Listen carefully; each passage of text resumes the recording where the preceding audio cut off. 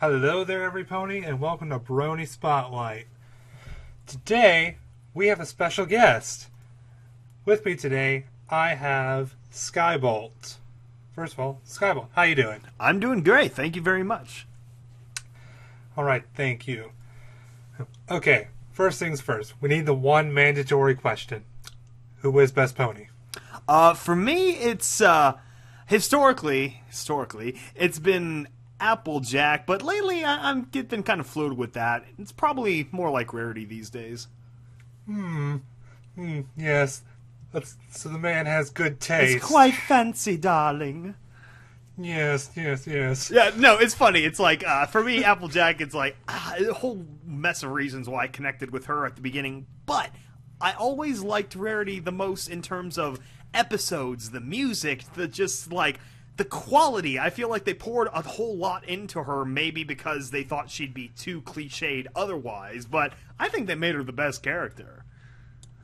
Yes, I agree. I really liked how they handled her last season. And next season, obviously they're going to be traveling more around Equestria, so we're probably going to get more Manhattan episodes. Oh, I hope so. Just the dynamic between those two is beautifully yes, done. It is. It's just so fluid. It works. Yes. Okay, now then, here's a new one. In the Fallout verse, who is best pony? Well, this is hard now because I got my own side story. So, in the original Fallout Equestria, because I've read half of Pink Eyes, and I've read like 4 chapters of Project Horizon, so... let's see, I still need to start those two. Yeah. Okay. There's so damn many of them.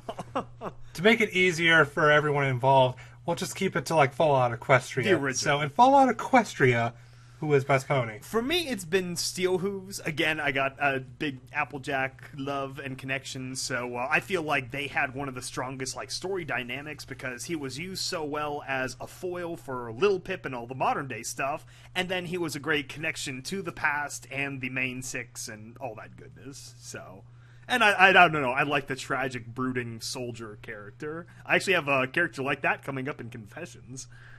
Ooh. Yes. Not just that one question later in the interview. Okay, next question. How did you discover My Little Pony? Okay, so this is actually really funny. I can't believe...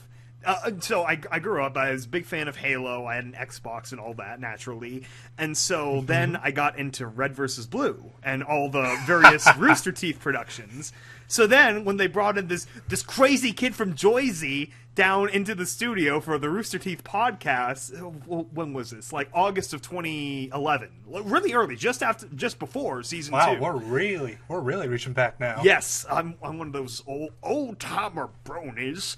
And so they brought on this crazy Jersey type guy, and he starts talking about My Little Pony, first episode, and you could just hear Bernie Burns, the main guy, breaking down. He's like, I swear to God, if I see one more goddamn pony on the website, I'm going to fire you. You just got here.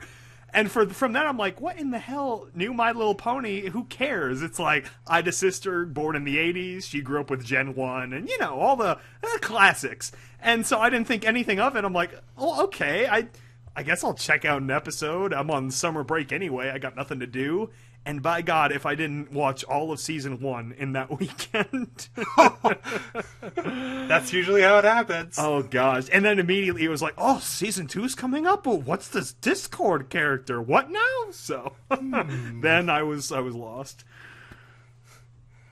Yes, that's usually how it happens for most. Usually it's a referral, but there's like, from what I've gathered, there's like a very small minority who just discover it all on their own accord. Yeah. No, because I remember I had also seen before then, I had the visions, the prepping, because I was always on this one meme-based site just screwing around in between classes. I had to do so many summer classes with damn engineering. And so I'd be sitting there on my phone screwing around, and then every once in a while I would see a horse. And I remember the very first pony meme I saw was a Cupcakes meme with the straight-haired Pinkie Pie. Oh, dear God. And talk about setting the tone. Oh, cupcakes. Yeah. Why do you exist? Oh my gosh. It's like even that had like spin-off side stories and stuff, and that was crazy. The only one I could get behind was it was all just a bad dream. Yeah, yep. Alternate endings. That was the only one I could get behind. Oh gosh. Okay, you mentioned that did engineering, so how did you end up making music? That's actually a sort of a family connection in a way. Like I've got all my family are pretty big into like business and like really serious stuff. But on the other hand, we've always had like very different like performance type outlets. Like my brother is really big into music and composing kind of stuff. So he's always screwed around with his guitar and singing and stuff. So I grew up with that. And then my dad was big into theater. He actually almost went into theater professionally, doing like acting for commercials and like stage play. He might have even gone to Broadway if he like really followed it. But yeah, so I guess with both of those like sort of semi hobbies, semi like focuses, I was raised in that environment, and I started gravitating to those too. I did school plays and singing choir and a whole bunch of goofy stuff like that. And pretty much, like ever since then, like I got good enough where I could actually do it in public instead of just singing to my steering wheel. And I did again because I was so buckled into engineering stuff at school. I was like, I need an outlet. It's just something to do because I couldn't get in any productions. There's like local, workshops and stage play things. And I'm like, I don't have the time for this, so. I got into the horse music, and I'm like, I'll try the parody thing. I always liked Weird Al, and that seems like something fun, just to kick things off. Yes. You'd actually probably get along with one of my colleague, Fedor Brony. He is in college with music, and he plays the drums. Oh, nice. I did do 2 years of elementary school drums, like be the drumline guy in band. I am proud that I majored in the triangle in elementary school. The electric triangle. Okay, while we're on topic of music, what sort of program do you use to make your music tracks nowadays? I use Acoustica Mixcraft, which I really. There's like two channels. There's like a more professional side of it, which looks a lot more like FL Studio and a bunch of those bigger, like, I guess what I would say the EDM suite kind of programs. But I really like the basic Mixcraft I use because it's very user-friendly. It's very like... I don't know how to put it, track driven, where you've just got, bars layered on top of each other, and you've got, however many singing tracks, and then you line in the instruments and such below, rather than like FL Studio and them. I would consider more of like looping based, or like, I don't know what the right word, but where you have to like open it up. Basically, you have all these like special pockets, and you build your crazy bass drops and all that, and then plug them all together like Legos. Whereas this, it's a more finite, like solid timeline. And I guess I got used to it. The first thing I used it for, believe it or not, was to it was to make a commercial for college. As in all the nerdy engineering, like alternate activities, and so I designed a logo for our engineering like a student alumni club, and then we made a promotional commercial for a car show. And so that was the first thing I used Mixcraft for, and when I started doing the music thing later, I'm like, maybe I'll try that again. Why not?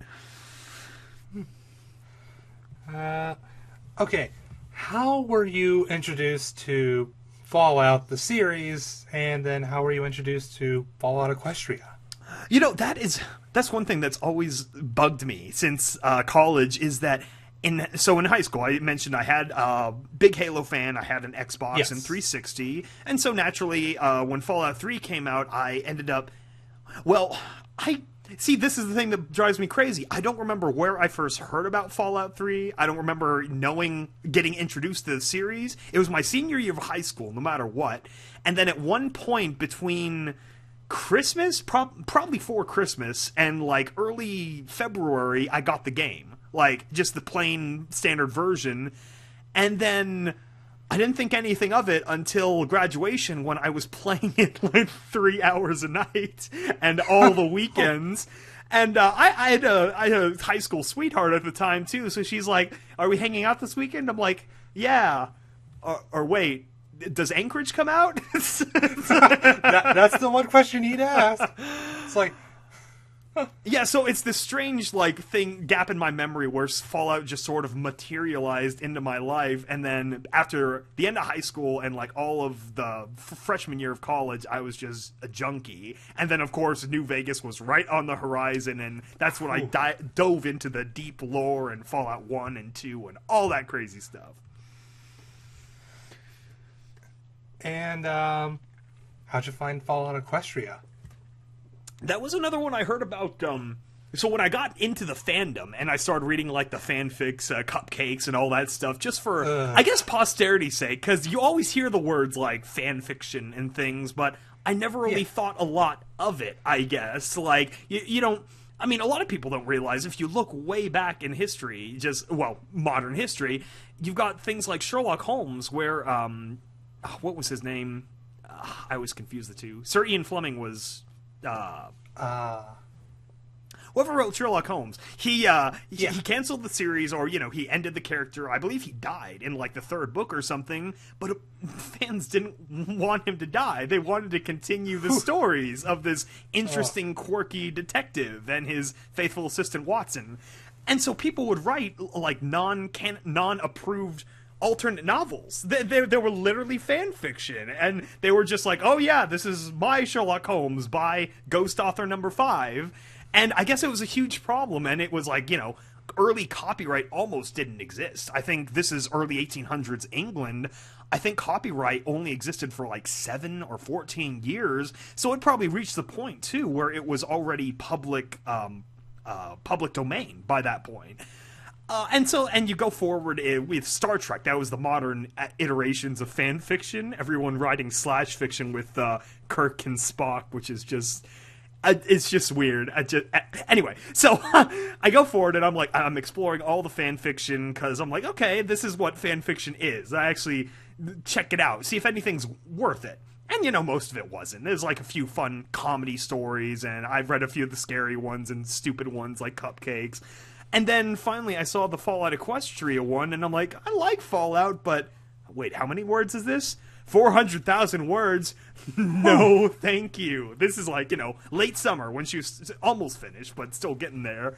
And so then I just kind of forgot about it for a while. I kept doing my thing in college. And then eventually I saw that this one guy, Crazed Rambling, finished his audiobook version of the story. And I'm like, well, maybe I'll try it now. So I downloaded it all to my phone, my Google Music, and I listened to the whole audiobook. It was 65 hours.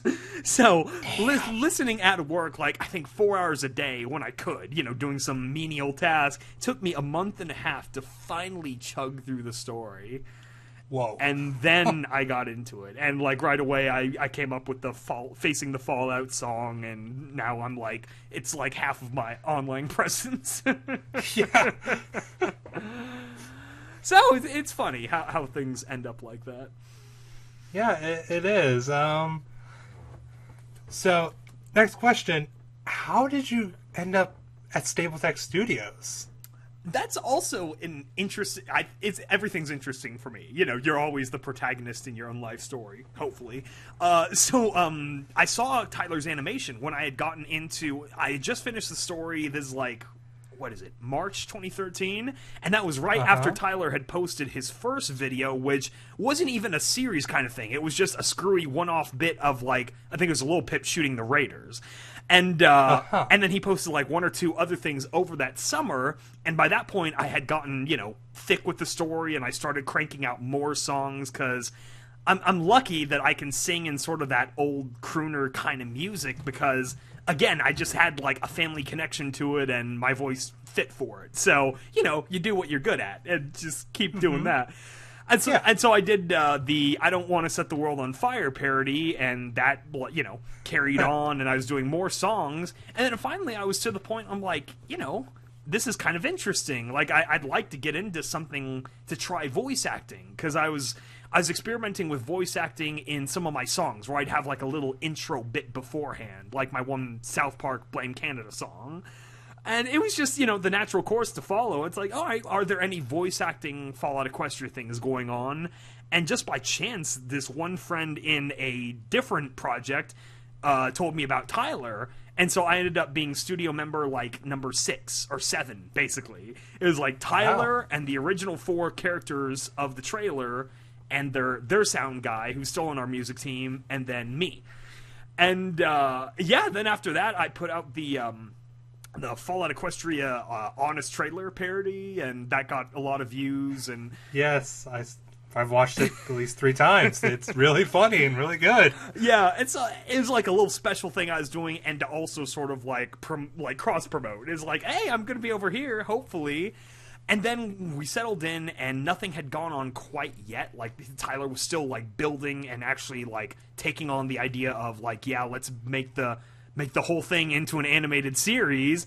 But Tyler, he's not really a leader type per se, so he's just like, he's trying to bring in all the help he can. And so I was like, hey, we're screwing around, and I'm like, what if we do like a Fallout Christmas song? And I think Tyler was like screwing around with like goofy lyrics just in the chat. And then we're like, well, what if we do this for real? And then this is like Thanksgiving, so 3-week turnover, and we crank out the Nuclear Winter Wonderland. And that's still like the highest rated thing on the channel. Serendipity by far. Yes. Next question. What led you to the creation of Confessions of a Wasteland Pony? That's in.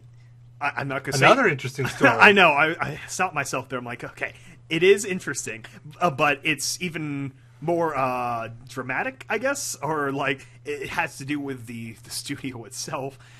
So basically, things were getting going. We were in a really good pace. That initial first operation of just after Nuclear Winter Wonderland, we were taking that jet stream. We're taking off with that sort of success, and we're like, okay, build. And so we brought in writers, we brought in musicians. Like, I reached out to every musician I could think of, and asked them for help, asked them for all sorts of different stuff. We actually finally put on the Stable Tech channel the soundtrack album just today, so I'm sure you can link over to that here. And some of those musicians, like Light Veins and 10 Seconds 10, where I'd heard their stuff and I'm like, we need you for this.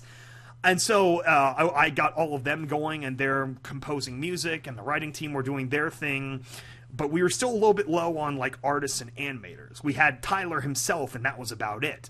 And so then I resurrected an idea from a different short-lived Fallout Equestria production called Friendly Raiders, which sort of got absorbed into Stable Tech. But I had this whole script for a promo where we would basically, it was to draw in new animators and artists and other people. And so we finally followed through and did that and put it out in June. And then it was like a waiting game. Build that side of the studio. So in the meantime, I was like, okay, this is kind of a big gap since Nuclear Winter Wonderland. We should fill in this time with something. And I'm like, what's something I could do just myself to keep people interested so we have a semi-regular content stream?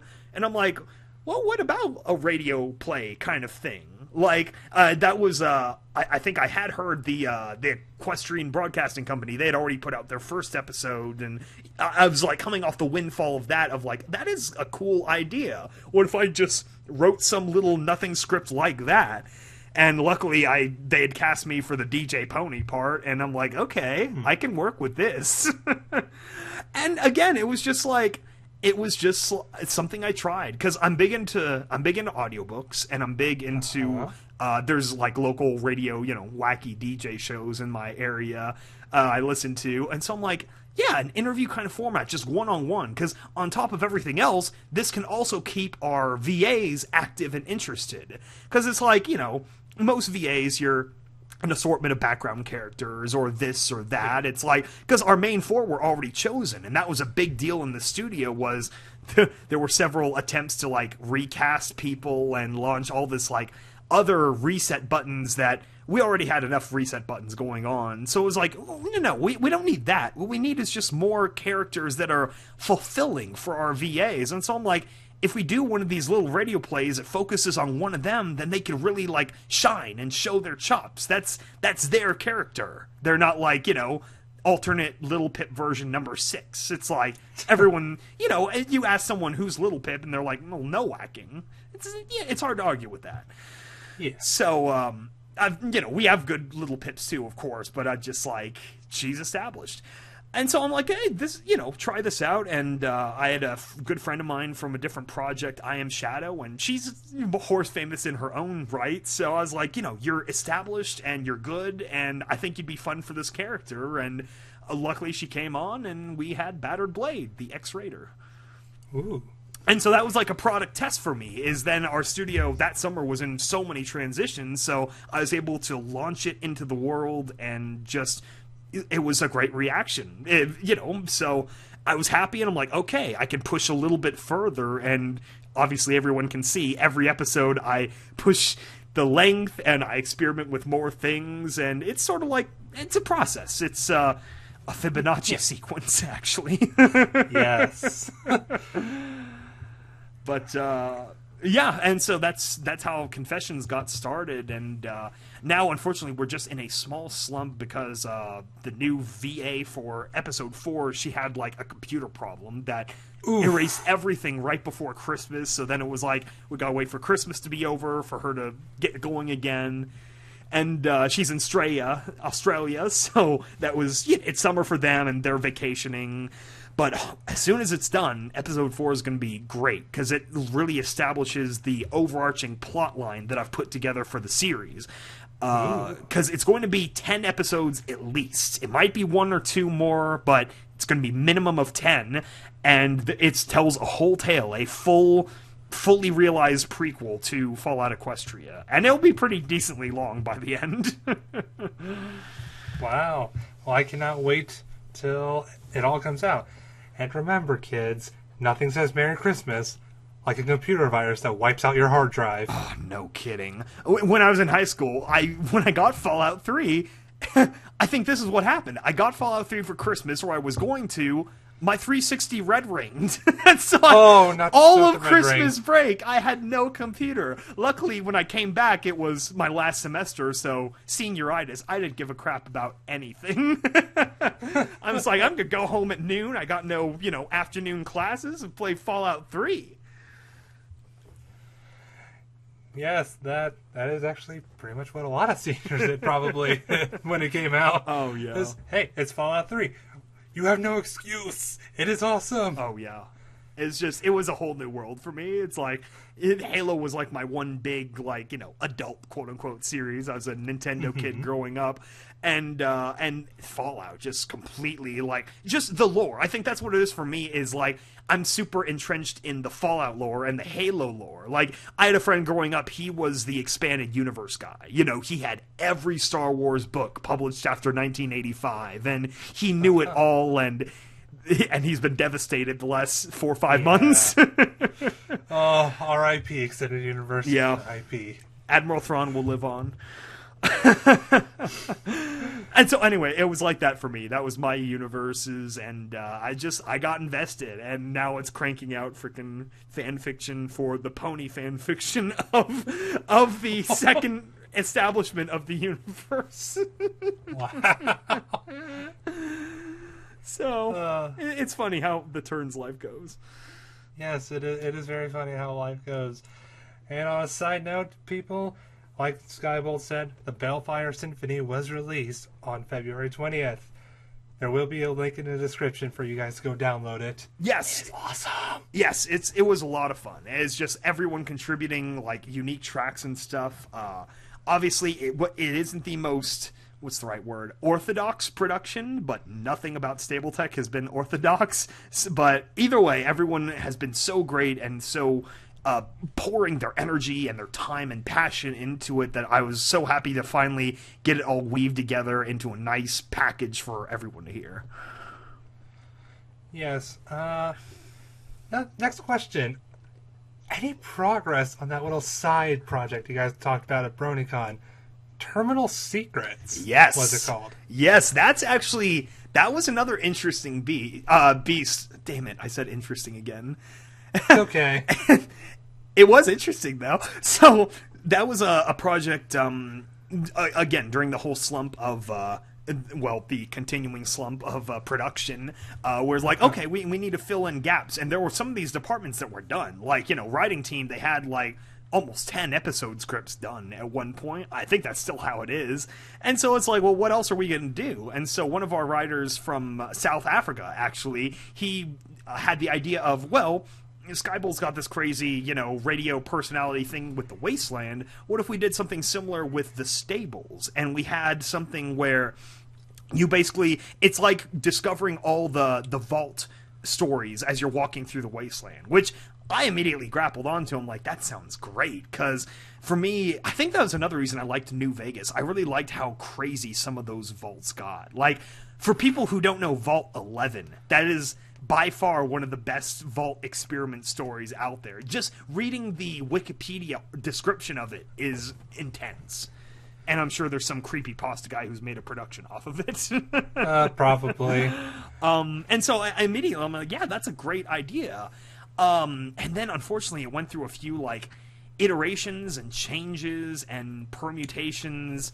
But finally, I was able to, they were able to bring me in to help out, and I was like, okay, let's do this. Because I thought that was a really cool idea. So I was able to help contribute this first episode script, and luckily I was able to get everyone on board, and so we're producing that, and that should hopefully be out in the next, like, month or two. Ooh, I can't wait. And yeah, I'm pretty proud of it. I think it's one of my better, like, writing pieces so far. Motivation, it keeps going up. It keeps going up. Oh, I can't wait. So much hype. And it's unique too, because it's played. Confessions is it's made to be sort of completely. What's the right word? It's made to sound like the way the Wastelanders would have heard it out there, 2 years before all the shit went down. Whereas Terminal Secrets is a more straightforward, like, audio drama, in the sense that there's going to be sound effects. You're hearing recordings off of their pit bucks and off of cameras and everything, so you get the full spectrum of, like, the walking and the movement and stuff. It'll be definitely cool in its own way. I cannot wait. All right, everybody, you heard him. Keep an eye out for Terminal Secrets. So much hype. Yeah, we got to be careful with hype. Oh, meter appropriately. Watch Dogs. Okay. Any updates on any music tracks you're currently working on, if any? For my channel or Stabletech? Why not both? For Stabletech, we were able to get out the Velvet song for our Fallout Day special. That was pretty fun. That's kind of the biggest problem with the music team, is just the sense that we have great soundtrack composers, but we don't have as many like songwriter types per se. And that was one thing that I've always like. I'm professionally envious of the game people, the Overmare. They have such a great, concise music team, and they're very skilled at doing the jazz music kind of stuff. But it's just something we don't have connection to, so we roll out interesting things whenever we can, like the Get Happy song. That was a personal work of mine. I was very, very happy to get finished, and we have a few other similar things that we might be able to get out, if not earlier than by the next Fallout day for sure, now that it's an established thing. Okay. And then for my channel, it's more of the same. I'm using Confessions as an excuse to do Fallout, 50 song parodies also. So with every episode, I'm making parodies that are dramatically appropriate. So obviously, I'll pull out, Big Iron for something down the road, or I almost said Walk This Way. It's what is that song? Anyway, so stuff like that. And so it's given me a great opportunities to, again, I get to play with the story, and I get to do a different Fallout song for the masses to enjoy. Okay. Well, that's about all the time we have for today, everybody. As usual, well, if you like this, subscribe, comment for feedback. And my name is NC Brony, and we'll see you next time.